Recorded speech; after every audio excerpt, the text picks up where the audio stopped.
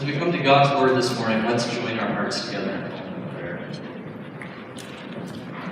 Father in heaven, as we open the Bible, we pray that you open your Word to us. Give us eyes to see and hearts to understand. Send your Holy Spirit into this place for these moments, Lord, we pray. God, bless the reading and hearing of your Word. In Jesus' name, amen.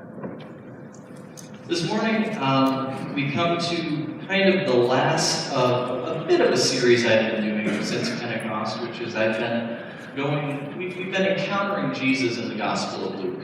And next week, of course, we start up with the story, so that will be a huge change of pace as we start at the beginning of the Bible and move to the end. But I've enjoyed spending time in Luke and just seeing Jesus' miracles and parables and these various kind of snapshots we've been getting of Jesus' life in his gospel. It would probably surprise many of us to learn that Luke is as far as volume, the main writer of the New Testament.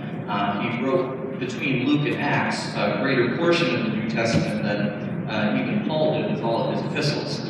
So today we're going to be reading Luke 9, verses 28 to 43. What you'll notice as we read is that it's two distinct different stories, and they're very different from each other, and yet I think we should take them together. So Luke 9, verses 28 to 43. We read, "About 8 days after Jesus said this, he took Peter, John, and James with him, and went up to a mountain to pray. As he was praying, the appearance of his face changed, and his clothes became bright as a flash of lightning. 2 men, Moses and Elijah, appeared in glorious splendor, talking with Jesus. They spoke about his departure, which he was about to bring to fulfillment at Jerusalem. Peter and his companions were very sleepy, but when they became fully awake, they saw his glory and the 2 men standing with him. As the men were leaving Jesus, Peter said, 'Master, it is good for us to be here. Let us put up 3 shelters, one for you, one for Moses, and one for Elijah.' He did not know what he was saying. While he was speaking, a cloud appeared and covered them, and they were afraid as they entered the cloud. A voice came from the cloud saying, 'This is my son, whom I have chosen. Listen to him.' When the voice had spoken, they found that Jesus was alone.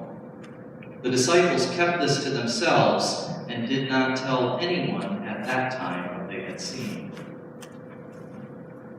The next day, when they came down from the mountain, a large crowd met him.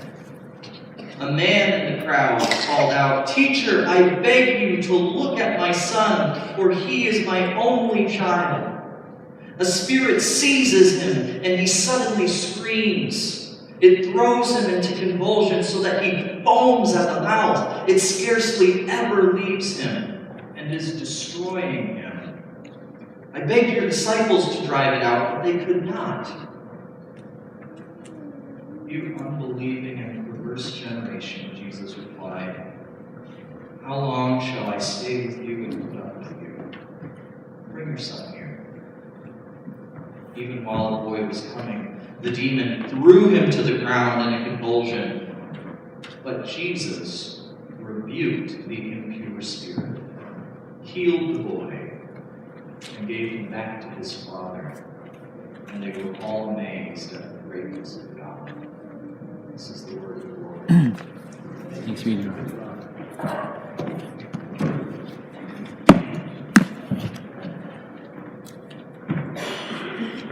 When I was in high school, I attended a few weekend-long Christian retreats called Teens Encountering Christ. We call them TEC, T-E-C, or Teens Encountering Christ. And they were intense weekends that were full of fun and spiritual highs. For the weekend, we had to forgo our phones. We even had to forgo our watches, because during the weekend, we were on God's time. We ate together, we sang together, we talked in small groups, we opened up to each other. We had too much sugar and way too little sleep. We heard testimonies, We watched a video of Christ on the cross. We were reminded in vivid ways of God's incredible love. And so at Tech Weekend, we thought, this is the way it's supposed to be. Living together, loving each other. Why do we ever have to leave? And then after Tech Weekend, Monday hit us like a ton of bricks. We were too tired to be in school, so we were basically zombies. But worse than that, after the high of Tech Weekend, Monday you could feel your life sink like a 60,000-pound anchor. The boys at the back of the biology class were still mean to you. Lunchtime was still painfully awkward. Your algebra test was still on Tuesday, and goodness knows you didn't have time on Monday to finish your assignments over the weekend. Didn't have time to finish your assignments over the weekend for Monday. So you went from up here to way down here. And this reflects a wider experience I've heard Christians talk about. And that's that mountaintop experiences are always temporary. Mission trip, Christian concert, a worship event, even a transcendent moment out in God's creation, maybe a wonderful church service where we sang together and felt ourselves brought up into God's presence. We celebrated a sacrament of baptism or shared the Lord's Supper together. You could taste and see God's goodness through the sacrament. But even if you didn't want to, after that you sort of got shoved back down the mountain. Because the next day comes. Life is like a treadmill that has an automatic speed going, and you can't change that or push pause. This is kind of the Christian version of the Monday blues. Even if you're not in the kind of job or routine where Monday brings a significant change from the weekend, you still get it. You still have some version of the Monday blues in your life, where you have to leave the mountaintop and go back into the valley. In the passage we just read from Luke 9, we go up to the mountaintop, where something amazing and a little puzzling happens.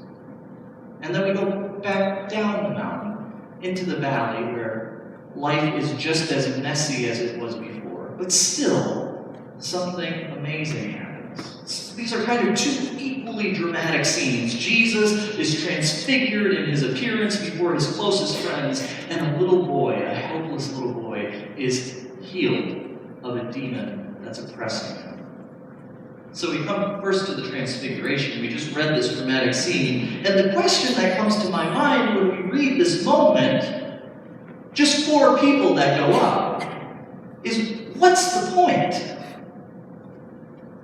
Why did Jesus take Peter, John, and James up a mountain so he can illuminate for a few seconds or minutes, and then pretty soon they walk back down the mountain together like nothing ever happened? What's the point? Maybe it's to show or to prove Jesus is divine. He's no ordinary person. He's the Son of God. So this opens the disciples' eyes. They've been walking around with him on flat earth for a long time. But here on the mountain, Jesus becomes a beaming LED. His face changes. On top of that, Moses and Elijah show up from after the grave, although, of course, Elijah never had a grave. And a voice thunders from a cloud, "This is my Son whom I have chosen. Listen to him." Doesn't it all show these 3 disciples? Jesus is no ordinary person. Jesus is divine. Is that the point of the Transfiguration? I don't think that's the point. If we read the Gospel of Luke up to this part, what do we find Jesus doing? Jesus raises the dead.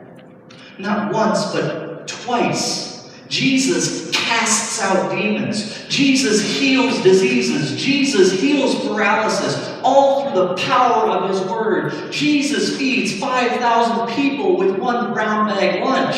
Jesus is at a riverside revival with John the Baptist and crowds of people, and the skies are ripped open, and the Spirit comes in bodily form like a dove upon Jesus, and a voice from heaven says, "You are my Son, whom I love." You read all this before the comparatively private mountaintop scene and the luminescent clothes. And in fact, right before they go up the mountain in Luke 9, Jesus asks his disciples, "Who do you say that I am?" And Peter says, "You are God's Messiah." Jesus has shown again and again who he is. Jesus has nothing to prove on the mountaintop. They've seen he's divine. So what's the point? For these few moments. Well, let's take that question and just put it on the shelf for a little bit and come back to it. Luke begins the story that we just read. About 8 days later, Jesus took Peter, John, and James. About 8 days, he says. Now why, a small detail, why 8 days? Mark, the gospel writer, says 6 days. Mark wrote first. Matthew copies Mark and writes 6 days. Luke has ample opportunity to copy Mark. He copies Mark in many places. And here, Luke goes rogue and writes 8 days. Maybe, if you think in the mindset of the seventh day being the Sabbath, and the next day, the 8th day, being when Jesus rises from the dead, maybe Luke is trying to make a subtle theological foreshadow to that moment, to draw our minds to a connection that Jesus transfigured before the disciples is a foreshadow of the glory of his resurrection. Maybe that's why Luke writes 8 days. But back to the story. As Jesus was praying, the appearance of his face changed, and his clothes became bright as a flash of lightning. 2 men, Moses and Elijah, appeared in glorious splendor, talking with Jesus. We might stop and wonder, there's a lot of people in the Old Testament. Why Moses and Elijah? Well, both these men, Moses and Elijah, had their own mountaintop experiences, where they went up to the mountain and heard the voice of God, just like Jesus and the disciples are about to. And perhaps Moses and Elijah represent the law and the prophets, the law of Moses and Elijah, the prophet, representing the whole of the Old Testament, showing that Jesus is the fulfillment of the whole story. The whole Old Testament points forward to Jesus. And what do Moses and Elijah talk to Jesus about? They talk about, it says they talk about his death, his departure, which is about to occur. And both these men, Moses and Elijah, had dramatic departures from the earth. Moses, we read, goes up Mount Nebo by himself, looks over the promised land, and dies. And according to Deuteronomy, God himself buries Moses. Very mysterious. Elijah, of course, even more so, is swept up in a flaming chariot, doesn't even die, he just gets brought up to heaven. So there are certainly experiences that connect these 3 men. Anyway, looking on, Peter knows a good thing when he sees it. Jesus is shining like a lighthouse. Moses and Elijah are back from the other side, but it looks now like they might be leaving, they might be walking away. So Peter blurts out to Jesus, "Master, it is good for us to be here. Let's put up 3 shelters, one for you, one for Moses, one for Elijah." He wants to keep the mountaintop party going. His naive plans are cut short by a cloud that surrounds and envelops them. Harking back to Jesus' baptism and to Old Testament promises, a voice comes thundering out of the cloud. "This is my Son, whom I love, whom I have chosen. Listen to him." Talk about a memorable mountaintop experience for Jesus' closest friends here. I don't care what worship event or mission trip you have been on, nothing like this happened. But then we read, the next day, when they came down from the mountain, a large crowd met him. If Luke is tying the mountaintop to Resurrection Sunday, and this is Monday, the crowds pressing around Jesus. Certainly they're all bringing their sick and they're dying. They're yelling out. They're grabbing at him. The change of atmosphere hits the climbing crew like a ton of bricks. One man's voice rings out above the commotion. "Teacher, I beg you to look at my son. He's my only child." The spirit seizes him and he screams. It throws him into convulsions. He foams at the mouth. It never leaves him and is destroying him. I begged your disciples to drive it out, but they could not. You can hear the pain in his plea. He's helpless and desperate. Monday hits down in the valley. Even for Jesus, it's like the Monday blues. He says, "You unbelieving and perverse generation." From the mountaintop, now it's demons and sickness and unbelief. Even Jesus, remember, Jesus is as human as he is divine. Even Jesus seems to get the Monday blues after his mountaintop experience. But what we find, the good news, is that Mondays in the valley aren't beyond the reach of God's love. "Bring your son to me." The boy comes toward Jesus.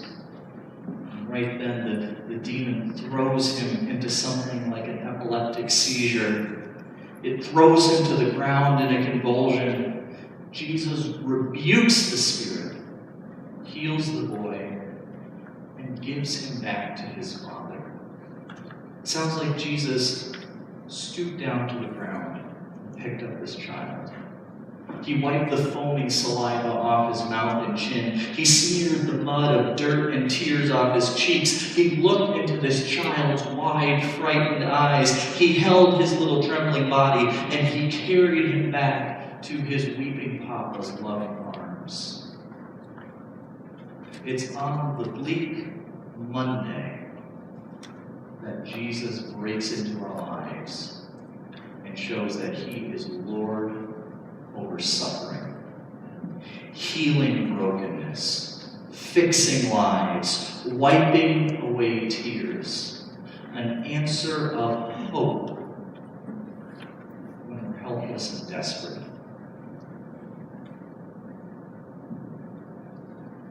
So why bring Peter and John and James up to the mountaintop? What's the point?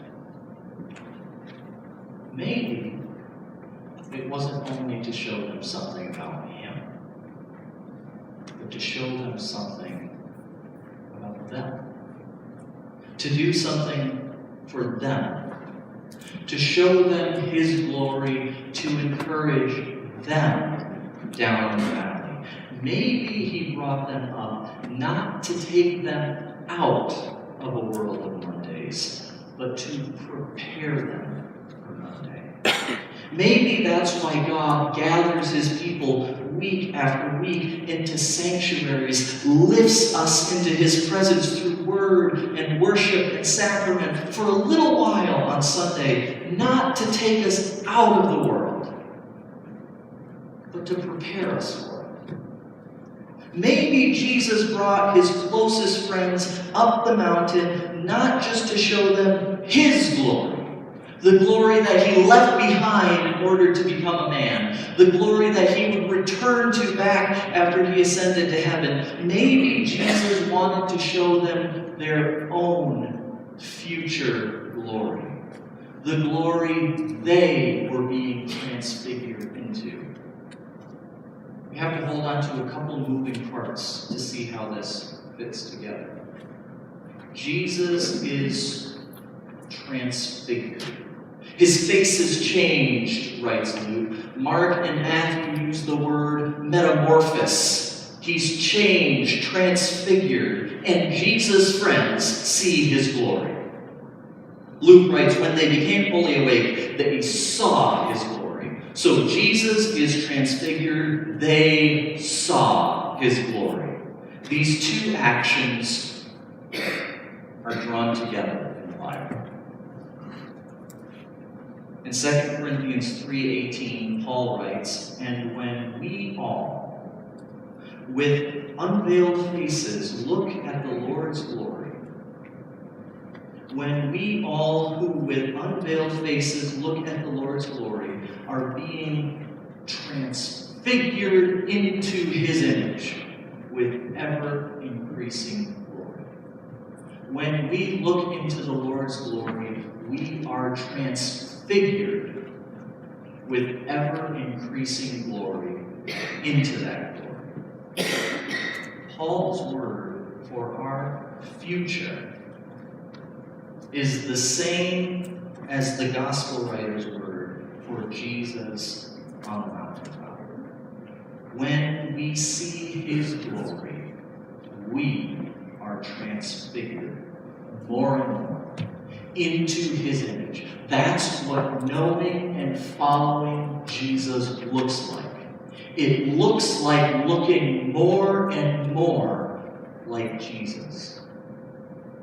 I had a seminary professor who said, there are people who have served the Lord. There are people who have served the Lord so steadfastly that they have the kindness of Christ etched on their faces. The glory of the Lord illuminates from them.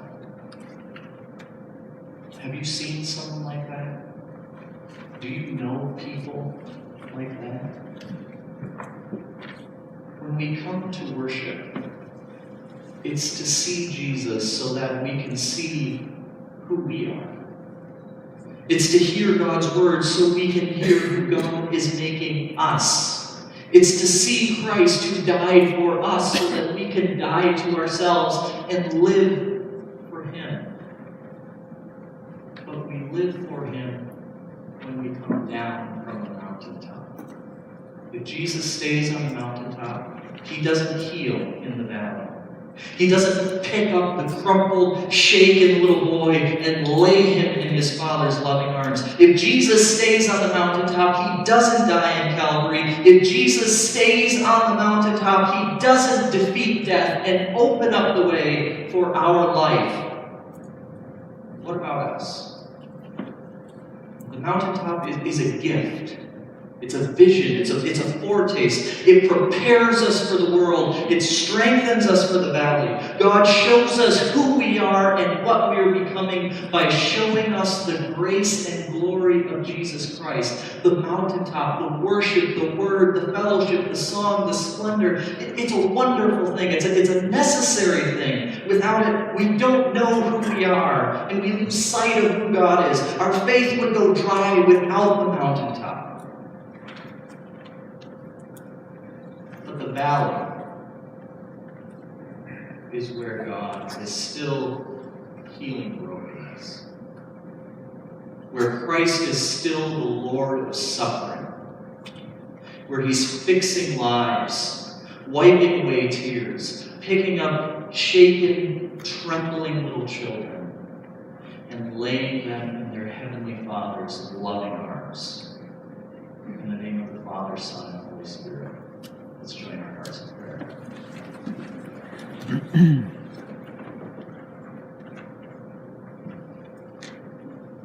Father God, we praise you for your word to us this morning. We praise you for the vision we find of Christ on the mountain. And we pray, Lord, that glory will also be revealed in us.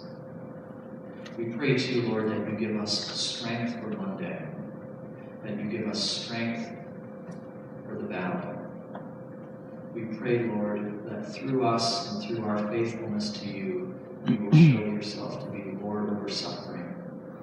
healer of lives, fixer of brokenness, the one who wipes away all tears. In Jesus' name we pray.